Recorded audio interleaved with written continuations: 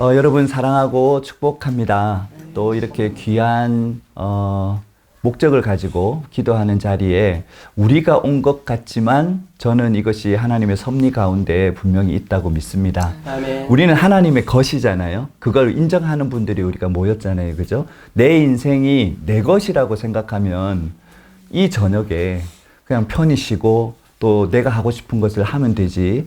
굳이 이곳에까지 와서 김포 먼 곳까지 와서 또 이렇게 함께 모여서 이런 일을 한다는 건 이해할 수 없죠. 하지만 내 인생이 내 것이 아니라 주님의 것이고 주님이 이 일을 기뻐하신다고 하는 확신이 있으니까 우리가 이 자리에 모인 줄로 믿습니다. 아멘.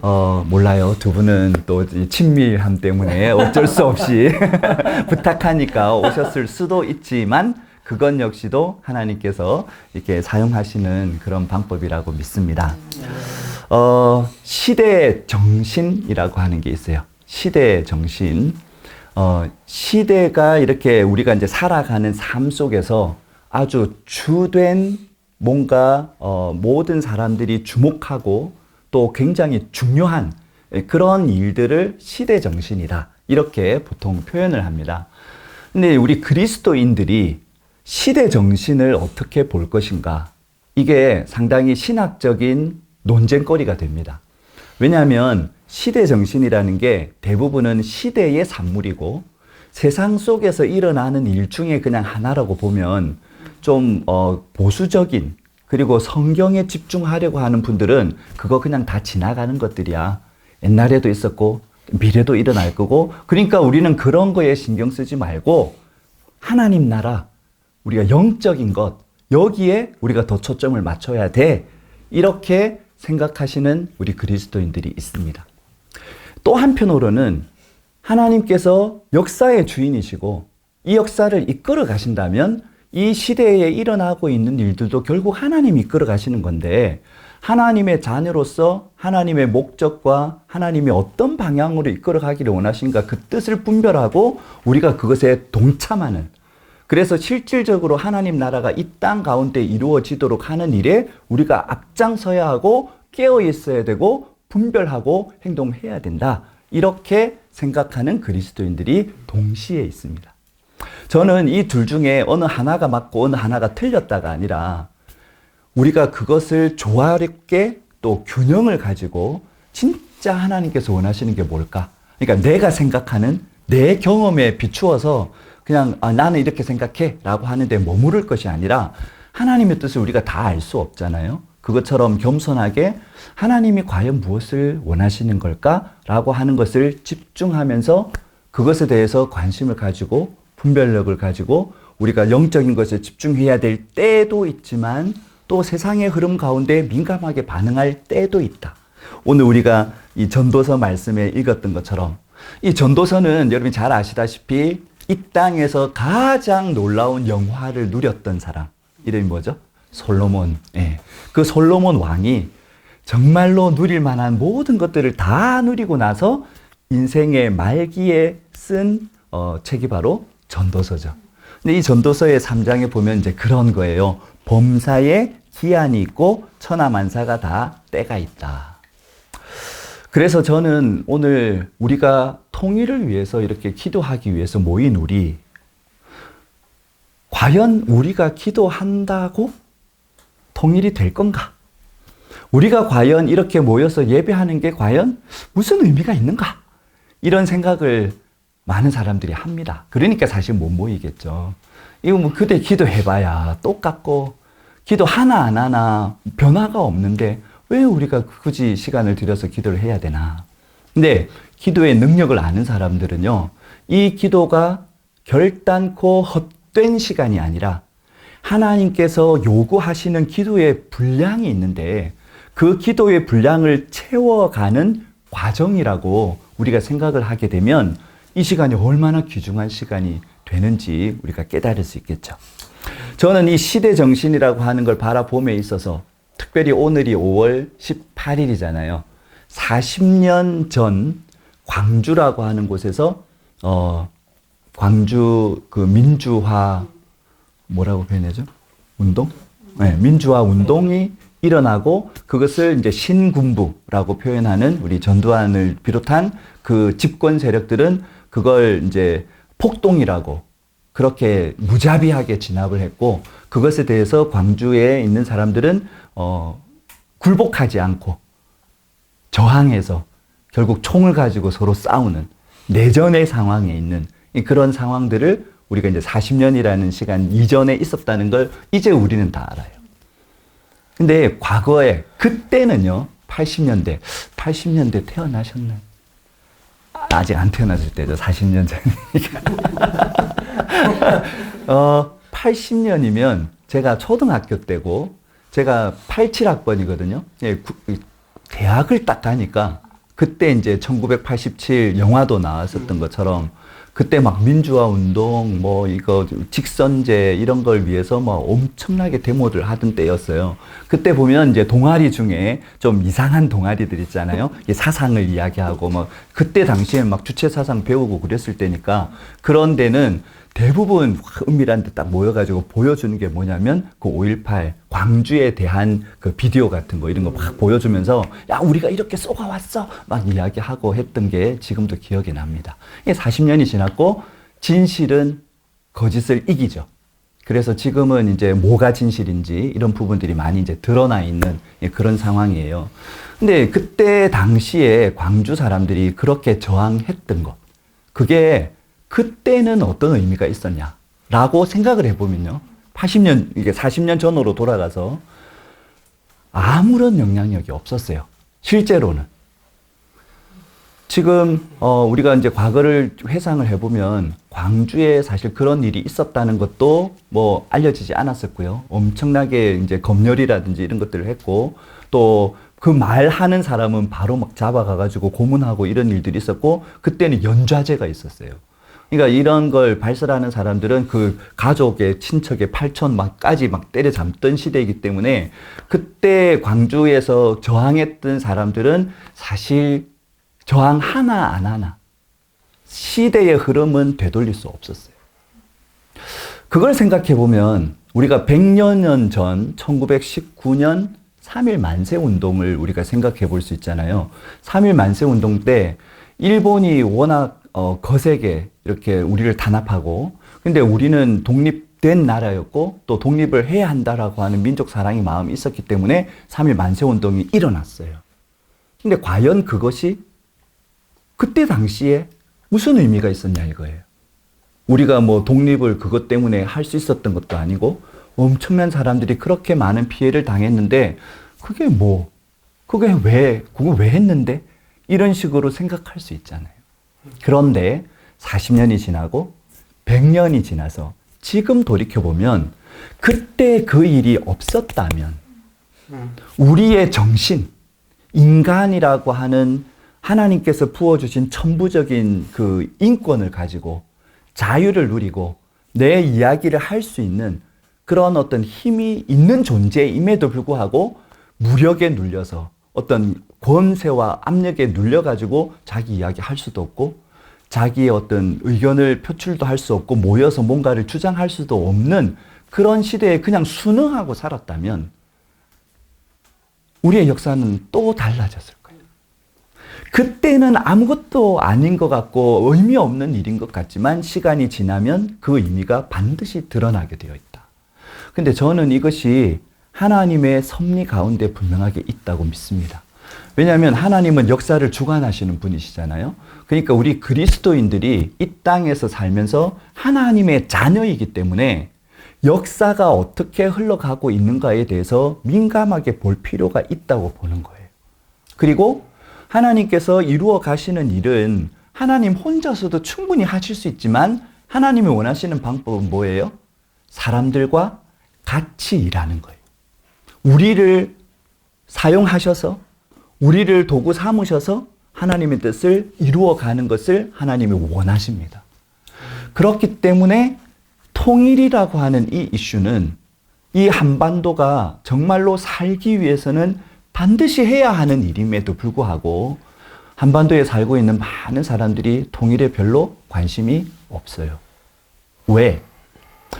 통일에 대한 관심이 줄어들기 시작한 게 언제냐 이렇게 이제 따지고 보면 대부분의 분들, 특히 전문가들은 언제 이야기를 하냐면 독일이 통일되고 나서라고 역설적으로 이야기합니다. 독일 통일된 거 지금 와서 이제 30년이잖아요. 이번 이제 10월 달이 되면 독일 통일 30주년이 되거든요. 30년이라는 세월이 지나면서 독일이 그만큼 발전하고 또 나아졌다는 걸 우리 다 알아요. 그런데 그럼에도 불구하고 독일이 통일되고 나서 왜 우리 민족의 통일 의지가 약화되었는가? 너무 많은 대가를 치러야 된다는 걸 간접적으로 알게 된 거예요. 특별히 이제 재정적으로. 통일 비용이라는 게 엄청나. 독일이 통일하고 나서 아직도 동독하고 서독 사이에 하나가 안 됐대. 이런 이야기들과 이런 생각들이 확 퍼져나가니까 통일 무용론 이런 것들이 이제 나오기 시작하는 거죠. 그건 오늘 하루 살아가는 하루살이 같은 경우에는 오늘이 중요하니까 그럴 수 있어요. 그런데 영원을 이끌어 가시는 하나님의 자녀들인 우리가 세상 사람들이 그렇게 통일 비용이 많이 들고 그렇기 때문에 통일이란 이 이슈에 대해서 관심이 없어질 이때에 그리스도인들조차도 그것에 관심이 없어진다면 우리가 하나님의 자녀라고 하는 정체성이 있는 게 무슨 의미가 있냐는 거죠. 우리는 하나님이 이끌어 가시는 역사를 성경을 통해서 보고 우리의 삶을 통해서 지금 보는 거예요. 시대의 정신이라고 하는 건 세상 사람들이 막 만들어 가는 것 같지만 그 뒤에서 역사하시는 분은 하나님이신 거거든요. 그러니까 하나님의 자녀인 우리는 시대적인 흐름, 시대적인 상황들을 제대로 꿰뚫어 보고 하나님께서 무엇을 위해서 이 일들이 이끌어 가시는가라고 하는 것을 볼 필요가 있는 거거든요. 자, 그렇다면 하나님 모든 역사를 이끌어 가시는데 우리 민족에게 왜 분단을 허락하셨을까? 그 생각을 우리가 할 수 있겠죠. 한민족의 분단의 상황을 보면 되게 이해 못할 것들이 많아요. 그냥 1945년 8월 15일이면 일본이 미국하고 전쟁을 해가지고 패배함으로 말미암아서 뭐 때문에? 핵무기 때문에. 그러니까 원자폭탄 2발로 일본은 완전 항복을 해버렸잖아요. 그리고 일본이 패망을 하고 그것으로 말미암아서 우리 민족이 해방을 얻게 돼요. 그런데 해방된 우리가 왜 분단이 돼야 되냐고요. 독일 같은 경우에는 전쟁을 일으켰던 독일이 동서독으로 분단이 되고 수도인 베를린은 그 동독 지역 안에 베를린이 동서로 나누어 가지고 이렇게 있었거든요. 그게 베를린 장벽이 그때 있었죠. 그런데 왜 우리 한반도 같은 경우 우리가 무슨 잘못을 했어요? 그냥 힘이 없어서 나라를 빼앗겼던 것 뿐인데 이게 일본이라는 나라가 전쟁에 졌는데 38도 선을 기준으로 남북을 나눈 거 이거는 그 당시 강대국들의 횡포였어요. 역사적으로 보면 그래요. 근데 영적인 눈으로 하나님의 관점으로 본다면 하나님의 허락과 하나님의 섭리 없이 그 일이 이루어졌을까? 절대로 아니죠. 소련이라고 하는 나라가 전쟁, 그냥 이 세계 2차 대전 때 전쟁에 참여를 안 했어요. 끝까지, 거의 끝까지. 그런데 딱 이렇게 보니까 아, 이게 연합군 쪽에 서면 우리한테 이득이 있겠다라고 판단을 하고 전쟁에 참여를 하게 되거든요. 그리고 나서 일본이 패망을 하면서 아주 미국은 저 멀리에서 한반도로 오는 거고 소련은 가까이 있잖아요. 그러니까 미국이 가만히 생각을 해보니까 우리가 시간을 보면 우리가 오기 전에 소련이 그 한반도를 다 집어먹을 것 같은 그런 위기감을 느끼게 되고 그래서 모여서 야 38도선 딱 중앙이니까 여기를 기준으로 북쪽은 소련군이 일본군을 무장 해제하고 남쪽은 우리 미군이 하겠다라고 합의를 해버리는 거예요. 그게 한반도의 분단이에요. 그런데 하나님께서 이 한반도의 분단을 왜 주셨을까에 대해서 우리는 크게 두 가지의 영적 의미를 많은 분들이 생각합니다. 첫 번째는 우리 한민족 교회가 하나님 앞에서 잘못한 것에 대해서 하나님이 채찍을 드신 것이다. 그렇게 보는 관점이죠. 왜 그러냐면 아시다시피 우리는 나 외에 우상을 두지 말라. 이게 이제 첫 번째 계명이잖아요. 나 외에. 절대로 나 외에 다른 신을 섬기지 말라. 이게 하나님의 절대적인 계명인데 한국 교회가 정말로 순수한 신앙으로 선교사님이 들어오기도 전에 우리나라 말로 된 성경이 있었고 또 그 선교 초기에서부터 정말로 민족 정신이 복음을 아주 적극적으로 수행해가지고 폭발적인 성장을 사실 했었던 그러면서 1919년에 만세운동을 벌일 때 그 만세운동을 통해서 억압받고 착취받고 또 감옥에 갇힌 사람 중에 50%, 2분의 1이 넘는 사람이 그리스도인이었거든요. 근데 그때 당시에 그리스도인의 숫자는 5%도 안 됐을 때예요. 5%도 안 되는 그리스도인 중에 감옥에 갇힌 사람이 절반이었다는 건 그만큼 우리는 민족을 사랑하고 역사를 아는 민족이었다는 거예요. 그런 교회였다는 거예요. 그런데 이 한반도에 일본이 통치하는 기간이 길어지는 상황에서 1938년도 9월 9일 날 장로교 총회가 모여서 뭘 결의를 했냐면 신사 참배는 종교적인 의미가 있는 게 아니라 국가적인 의례이기 때문에 신앙인도 신사 참배를 할 수 있다라고 공식적으로 결의를 합니다. 그게 1938년 9월 9일 모인 장로교 총회였고 그 다음 날 9월 10일 날 그게 결정이 돼요. 우리 하나님께서 가장 싫어하는 것 중에 하나가 하나님을 하나님으로 인정하지 않는 것이잖아요. 왜 싫어하냐면 하나님이 무시당해서 싫어하는 게 아니라 그게 살 길인데 그게 사람들이 살아갈 수 있는 유일한 길인데 그 길을 떠나면 멸망할 걸 아시니까 그 길을 지키라고 하나님 말씀하시는 것인데 우리 한국 교회, 우리 민족 교회가 그것에서부터 벗어나 버렸어요. 그러니까 하나님께서 그것에 대한 채찍으로 38선을 주셨고 한국 이 상황 가운데서 동족 상잔의 전쟁까지 주신 게 아닌가 이렇게 보는 영적인 관점이 하나 있고요. 또 하나는 함석훈 선생님이라는 분이 뜻으로 본 한국의 역사라는 책에서 이야기한 건데 이건 하나님의 시험 문제다. 보통 우리가 고등학교에서 대학을 올라갈 때 수능고사 치르잖아요. 수능고사를 치르는 이유는 이 학생이 그 학교에 가서 얼마만큼 공부를 할 수 있는 능력이 있는가. 이게 수학 능력 시험이잖아요, 수능이. 그 시험을 통과를 해야 그 학교에 들어가서 공부할 수 있는 것처럼 하나님은 우리 한민족에게 굉장히 중요한 사명을 맡기시려고 하는데 그걸 그냥 맡기시는 게 아니라 시험을 통과해야 이 사명을 맡길 수 있겠다고 보신 거죠. 그래서 그 시험이 뭐냐면 남북의 분단의 상황을 하나님의 복음으로 성경적인 관점으로 어떻게 잘 극복을 하는가. 그래서 남과 북이 진짜 복음으로 평화적인 방식으로 하나 될 수 있다면 그렇게 하나 된 한민족을 통해서 정말로 그 예루살렘에서 시작되었던 복음이 땅끝으로 가는 과정에서 온 유대와 사마리아와 땅끝이라고 할 때 그 땅끝이 처음에 유럽으로 넘어갔죠. 아메리카로 왔고 이게 아시아로 오면 지금 이제 서쪽으로 돌고 있는데 그 복음의 서진이 이 한반도, 극동 한반도에서부터 다시 예루살렘으로 돌아가는 그러면 이제 땅끝까지 가게 되는데 그 중간에 복음의 대적들 5가지가 다 있다는 거예요. 첫 번째 공산주의가 거기 있고 또 불교권이 있고 힌두교권이 있고 거기다가 강력한 이슬람권이 있고 마지막으로 유대인들까지 거기에 다 있다는 거예요.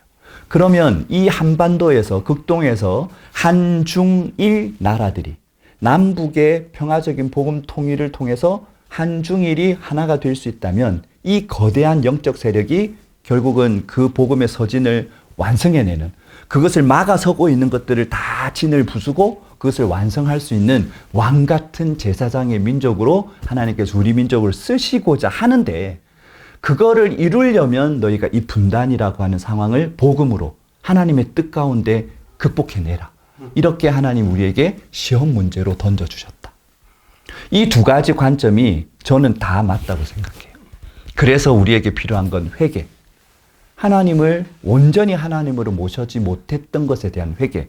이 신사참배가 1938년에 있었던 일만이 아니라 지금도 우리 안에 엄청난 신사참배가 일어나고 있다는 거예요. 대상만 일왕이나 아니면 그 신사 그것이 아니라 물질을 숭배하고 우리의 어떤 세상적인 권력을 추구하고 그런 것 때문에 복음의 본질을 벗어나 버린 그런 우리의 모습을 진짜 회개하고 그 다음에 복음으로 남북이 하나 되게 한다는 건 완전히 다른 걸 끌어안는 거잖아요. 십자가가 뭐냐? 십자가는 그 로마의 세력을 힘으로 무찌르고 정치적인 독립을 쟁취할 수 있는 능력이 하나님께서는 충분히 있으시고 예수님께서는 마찬가지신데 예수님이 인간의 모습으로 오셔서 연약한 모습으로 십자가에 죽으심으로 그 혁명을 완성하신 거잖아요. 우리 한반도에 이루어질 통일은 바로 그런 십자가 정신으로 이루어져야 한다. 그러려면 교회가 준비되어야 되잖아요. 이 한국 교회가 준비되어져야 그 영적인 일을 하나님과 함께 이루어낼 수 있잖아요. 그래서 하나님께서는 많은 사람을 부르셔서 지금 아주 오래전부터 구국 기도의 재단을 쌓아오게 하셨어요. 그리고 그 영적인 흐름 가운데 우리 PM4N이 있습니다. PM4N이 시작된 게 Prayer Network for North Korea Mission. 그래서 북한 선교를 위한 중보기도 네트워크라는 이름으로 2001년 4월 달부터 이 손바닥만한 16페이지 정도의 기도 일지를 만들어내면서 이 PM4N이 시작이 되어졌거든요. 그리고 이제 매주 목요일마다 모여서 기도하기 시작했어요. 지금 벌써 이제 20년 전 이야기죠. 그것이 하나님께서 주셨던 비전 가운데 제가 이제 북한 선교에 대한 비전을 하나님께서 주시면서 저한테 어떤 마음을 주셨냐면 북한이 어떻게 변화되는 것보다도 더 중요한 건 한국 교회가 진짜 복음으로 변화되는 것이다. 분열을 이기는 연합의 영을 부어라. 그 다음에 하나님 나라의 관점으로 북한을 보고 사랑으로 끌어안아 변화시킬 수 있는 사랑의 능력을 증가시켜라. 사실 하나님께서 저한테 이제 부어주셨던 게 두 가지거든요. 그래서 이제 주빌리 통일국기도회라는 게 2011년 3월 달에 이제 새롭게 생길 때 그때 저는 강남 개포동에 있는 좋은 교회라는 곳에서 담임 목회를 하고 있었어요. 2년 정도가 지났을 때였고 되게 뭐 교회도 많이 부흥하고 또 교육관도 그 건물 내에서 매입을 하고 또 본당도 느리고 되게 재밌게 목회를 할 때였거든요. 근데 이제 하나님께서 이 주빌리라고 하는 이 단체를 통해서 너에게 주었던 그 비전들을 이루어 가겠다는 비전을 하나님 주시는데 한 지역 교회에서 담임 목회를 하면서 이것을 하는 게 쉽지 않다는 걸 이제 깊이 깨닫고 하나님이 주신 마음을 가지고 그 담임 목회를 내려놓고 우리 주빌리 통일구국 기도회의 이제 확산 팀장으로 그래서 연합하게 하는 일 여기에 이제 초점을 맞추고 제가 결단을 이제 하게 되었던 거죠. 그래서 이제 우리 뭐 가족으로 봐서는 많은 힘든 일, 어려운 일들이 많이 있었지만 그 결단으로 말미암아서 지금 주빌리 통일구국 기도회가 국내에는 서울 모교 모임을 비롯해서 14개 지역의 모임이 있어서 매주 서울과 부산에서 또 나머지 지역은 한 달에 한 번씩 이 주빌리 통일구국 기도회 뭐 모교 그 대구 모임, 뭐 부산 모임 이런 식으로 해서 그 모임이 있고 또 전 세계적으로는 18개 도시에서 이 주빌리란 이름으로 연합해서 기도하는 일이 지금도 이루어지고 있습니다. 근데 이건 교만이 아니라 제가 헌신하지 않았다면 이루어질 수 없는 일이에요. 그러니까 누군가는 헌신하고 누군가는 하늘의 밀러로 썩어져야 하나님의 일이 이루어질 수 있는 거죠. 사실 그 주빌리 통일구국 기도회가 생기고 제가 그 일을 하면서 우리 PM4N은 매번 목요일마다 해왔던 그 모임을 제가 이제 개포동에 있을 때는 개포화요 모임이라는 이름으로 왜냐하면 서울에 모교 모임이 있었기 때문에 또 인천에 있을 때는 우리 임야진 목사님하고 같이 인천 모교 모임을 섬겼었고 담임을 그쪽으로 가서는 개포화요 모임을 만들어서 매주 화요일 모임을 계속 하고 있었거든요. 근데 이제 주빌리가 생기면서는 우리 모임을 하지 않고 그 주빌리 모임에 힘을 합해서 지금까지 이제 이루어 왔던 거예요. 근데 이제 임야진 목사님을 우리가 만나면서 우리 이 예심교회라고 하는 이 공동체가 정말로 어떻게 보면 청년들을 다시 살리고, 이 청년들에게, 우리 청년들이 지금 너무 힘들잖아요. 그 취업이라든지 이런 게. 근데 우리 그리스도인들은 이 세상의 힘듦에 매몰되면 안 되거든요. 시대 정신을 보고 진짜 무엇이 중요한지를 알고, 내가 뭐 결혼하고 또 뭐 가정을 이루고 집을 사고 안정적으로 사는 것보다 더 중요한 게 하나님 나라인데, 그 하나님 나라를 바라보고 나아갈 수 있는 청년들을 이렇게 세우는 거 너무 중요하다. 그냥 우리가 그걸 했으면 좋겠다. 그 기반이 바로 우리 예심교회도 있겠지만, 이렇게 나라와 민족을 위해서 기도하는 이 모임이 바로 그런 기반이 되면 좋겠다. 그런 이제 도전을 우리 임야진 목사님이 주셔서, 제가 이제 순종하면서 이렇게 이제 모임을 시작하는 거예요. 저는 이 모임이, 하나님께서 첫 발걸음은 너무, 뭐 어떻게 보면 연약하지만 저는 이렇게 생각합니다. 7 완전수잖아요. 네, 7명. 네, 완전수 7명이 모여서 정말로 이 터전을 닫고, 이 터전 위에 우리 다현 자매처럼 이 젊은이들이 역사의식과 민족의식과 시대정신을 바라보면서 정말 기도하고 또 고민을 서로 나누고 아름다운 공동체를 이루어갈 수 있는 그런 첫 단을 오늘 이제 쌓는 것이다. 이렇게 이제 생각하고, 앞으로 하나님께서 이 모임을 통해서 어떤 역사를 이루어 가실까 기대하는 마음이 아주 큽니다. 오늘 말씀 본문, 때가 있다, 때가 있다. 그러면서 서로 대비되는 개념이 계속 나오잖아요. 어떻게 보면 하나님은 우리에게 사랑하라고 명령하시는데, 이 전도서의 8절에 보니까 사랑할 때가 있고 미워할 때가 있대요. 전쟁할 때가 있고 평화할 때가 있대요. 이 이야기는 뭐냐면 전쟁 그 자체 역시도 하나님의 섭리 가운데 있다는 거죠. 악한 도구이지만. 그럼 우리는 그게 왜 일어나는가를 보고 하나님의 뜻이 그 가운데서 어떻게 이루어질 것인가를 보는 관점이 필요하죠. 코로나19 사태가 지금 전 세계적으로 팬데믹으로 이렇게 나타나고, 뭐 완전히 모든 세계가 여기에 이제 초점을 맞추고 있는데, 저는 1월 마지막 주 목요일 날 기도회를 인도하면서 그런 이야기를 했어요.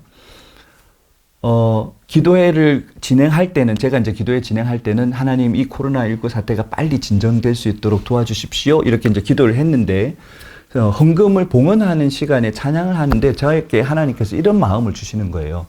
내가 이것을 통해서 할 일이 있다. 그런 마음을 주셔서 제가 이제 마지막에 이제 멘트를 하면서, 하나님께서 이것을 통해서 하실 일이 있다고 하는 마음을 주시는데, 하나님의 뜻이 온전히 이루어지도록 우리가 기도할 필요가 있겠습니다. 그렇게 이제 말씀을 드렸는데, 그러고 나니까 신천지가 이걸로 확 다 드러났죠. 또 지금 이제 성소수자라고 표현되어지는 그 이제 클럽을 중심으로 이게 문제가 얼마나 또 심각한가, 이런 부분들도 또 확 드러내셨죠. 우리 또 이제 이단이라고 표현되어지는 많은 어떤 그 정체들, 이런 것들도 드러내시고, 게다가 제일 중요한 것 중에 하나가 이 한국이라고 하는 나라가 전 세계에서 뭐 우리 안에서는 뭐 자부심을 가지고 이렇게 해도 세계에서는 한국이 어디 붙었나 모르는 나라들도 많은데, 이번 이 상황을 통해서 K-방역이라고 하는, 그래서 얼마나 위기를 우리가 극복해내는가, 이런 부분들을 전 세계가 좀 보게 되었잖아요. 앞으로 영향력이라고 하는 면에서 우리 민족이, 우리 대한민국이 전 세계에서 영향력이 훨씬 더 커질 수 있는 그런 일도 하나님께서 이것을 통해서 지금 하고 계신 거거든요. 그럼 하나님이 진짜 놀라운 일을 지금 행하고 계신데, 우리는 현상적인 거, 이거 너무 살기가 힘들어 막 여기에 매몰되어 가지고 어떻게 사나 할 때가 아닌 거죠. 우리는 희망을 가져야 된다고 믿어요. 하나님께서 이것을 통해서 남북 관계도 바꾸어 주실 수도 있다. 그러면 남북 관계의 어떤 현상이나 이런 것들이 뭐 우리가 막 초점을 맞추고 기도할 게 아닐 수도 있지만, 하나님의 뜻 가운데서 남북 관계가 개선이 되고 더 많은 사람이 오고 가고 하는 거가 왜 필요하냐면, 그래야 믿는 사람들이 그곳에 갈 수 있어요. 사랑을 그래도 가진 사람이 그곳에서 예배할 수 있어요. 남북 교류가 이루어지면 반드시 북한 땅 안에 교회가 생깁니다. 그 신포에 그 캐도 경수로 공사할 때도 거기에 갔던 우리 한국인 근로자들이 교회를 만들어 가지고 거기서 예배했었고요. 또 개성공단 열려 있을 때도 개성공단에도 개성공단 교회가 있어가지고 거기에서 예배가 드려졌거든요. 교류가 일어나면 그곳에 예배하는 공동체가 생겨요. 그러니까 우리가 그걸 보는 거죠. 그러면서 하나님께서 그 땅을 어떻게 변화시킬 것인가? 하나님만이 변화시킬 수 있고. 그러니까 우리가 이곳에서 이렇게 모여서 기도하는 것, 이게 하나님의 역사를 이루어 가는데 우리가 도구로 쓰임 받는다고 하는 그런 기대감을 가지고 앞으로 우리 이 귀한 모임에서 계속 보면서 또 다른 새로운 사람들이 와서 정말 놀라운 그런 하나님의 역사에 동참하게 되는 그런 저와 여러분이 되기를 간절히 소망합니다. 이 시간에 우리 한번 기도하며 나아가기를 원하는데요.